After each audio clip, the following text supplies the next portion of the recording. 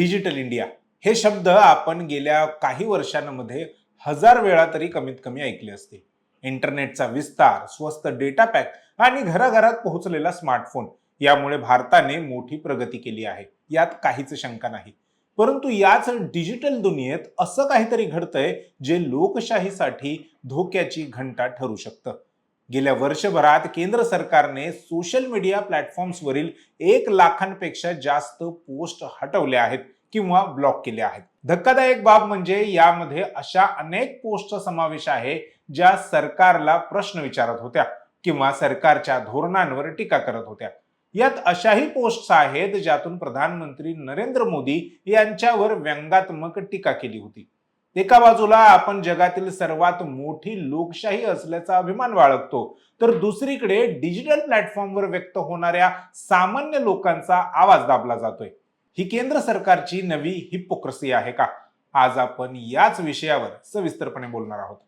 नमस्कार, मी संकेत आणि आपण पाहत आहात मुंबई आउटलुक. सेन्सॉरशिपचे अधिकार मिळाल्यानंतर एका वर्षाने द हिंदूने गृह मंत्रालयाच्या स्वतःच्या आकडेवारीचा आधार घेत असे सांगितले की गृह मंत्रालय दररोज सरासरी 290 मजकूर हटवण्याचे आदेश जारी करत आहे. द हिंदूने लिहिले की 25 मार्च 2026 रोजी प्रसिद्ध झालेल्या गृह मंत्रालयाच्या 2024-25 या वार्षिक अहवालानुसार 31 मार्च 2025 पर्यंत IT कायद्याच्या कलम 79(3)(b) अंतर्गत 1,11,185 संशयास्पद ऑनलाईन कॉन्टेंट ब्लॉक करण्यात आला आहे.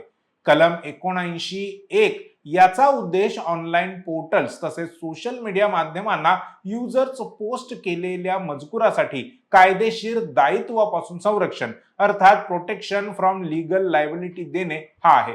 परंतु कलम 79(3)(b) सांगते की जर सरकारी प्राधिकरणांनी सूचित करूनही कंपन्यांनी तो मजकूर हटवला नाही तर त्यांना मिळणारे हे कायदेशीर संरक्षण लागू होणार नाही. सरकारचं म्हणणं असतं की या पोस्ट देशाची सुरक्षा, कायदा सुव्यवस्था आणि चुकीच्या माहितीचा प्रसार हे सर्व रोखण्यासाठी हटवल्या जातात. परंतु आकडेवारीकडे बारकाईने पाहिलं तर लक्षात येतं की अनेक वेळा सामाजिक कार्यकर्ते, पत्रकार आणि विरोधी नेत्यांचे आवाज बंद करण्यासाठी या कायद्याचा वापर केला आहे. जेव्हा एखादी पोस्ट डिलीट होते तेव्हा फक्त एक मेसेज नाहीसा होत नाही, तर त्यासोबत एका नागरिकाचं अभिव्यक्ती स्वातंत्र्य सुद्धा धोक्यात येतं. प्रधानमंत्री नरेंद्र मोदी नेहमीच म्हणतात की लोकशाहीमध्ये प्रश्न विचारणे हा नागरिकांचा हक्क आहे. मग जेव्हा हेच प्रश्न सोशल मीडियावर विचारले जातात तेव्हा देशविरोधी किंवा चिथावणीखोर ते मेसेज कसे ठरतात? महागाई, बेरोजगारी, शेतकरी आंदोलन यांसारख्या विषयावर जेव्हा लोक सरकारला जाब विचारतात तेव्हा अशा पोस्टवर कारवाई होण्याचं प्रमाण वाढलेलं आहे. सरकारने 2021 मध्ये आणलेल्या नवीन IT नियमांमुळे सोशल मीडिया कंपन्यांवर सरकारचं नियंत्रण वाढलं आहे. जर सरकारने एखादी पोस्ट हटवायला सांगितली आणि कंपनीने ती हटवली नाही तर त्या कंपनीच्या अधिकाऱ्यांवर कायदेशीर कारवाई होऊ शकते. यामुळे कंपन्या दबावाखाली येऊन सरकार विरोधी मजकूर स्वतःहून हटवू लागल्या आहेत. याच विरोधात एक्सचे मालक एलॉन मस्क यांनी केंद्र सरकारच्या विरोधात कायदेशीर प्रक्रिया देखील केली आहे. याचा परिणाम फक्त मोठ्या नेत्यांवर किंवा पत्रकारांवरच होतो असं नाही, तर तुमच्या आमच्या सारख्या सामान्य नागरिकांवरही याचा मोठा परिणाम होतो. यामुळे लोकांमध्ये सेल्फ सेन्सॉरशिपची भावना निर्माण होते.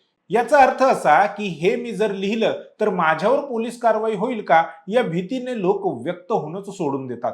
लोकशाहीत जेव्हा जनता बोलायला घाबरते तेव्हा ती लोकशाही हुकुमशाहीकडे झुकू लागते. रिपोर्टर्स विदाउट बॉर्डर्स आणि इतर जागतिक संस्थांच्या अहवालानुसार भारताचा प्रेस फ्रीडम इंडेक्स सातत्याने घसरत आहे. इंटरनेट शटडाऊनच्या बाबतीत भारत जगात अनेकदा पहिल्या क्रमांकावर राहिला आहे. कायदेतज्ञांचे म्हणणे आहे की राष्ट्रीय सुरक्षा या शब्दाची व्याख्याच इतकी व्यापक करण्यात आली आहे की त्याखाली कोणत्याही टीकेला दडपलं जाऊ शकतं.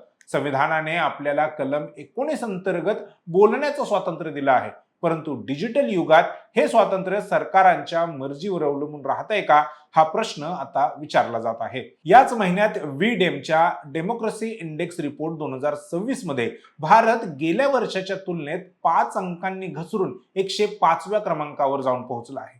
याचा अर्थ असा की जगातील सर्वात मोठी लोकशाही म्हणून मिरवण्याचा मान आता भारताकडे राहिलेला नाही. तंत्रज्ञान हे नेहमीच विकासासाठी हवं, विनाशासाठी नाही. डिजिटल इंडियामध्ये प्रत्येक भारतीयाला इंटरनेट मिळणं जितकं महत्वाचं आहे, तितकंच त्या इंटरनेटवर आपली मतं मांडण्याचं स्वातंत्र्य असणंही तितकंच महत्वाचं आहे.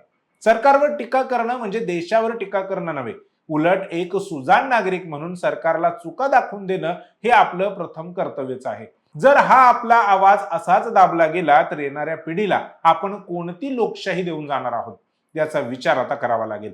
मात्र स्वातंत्र्य म्हणजे स्वैराचार नाही.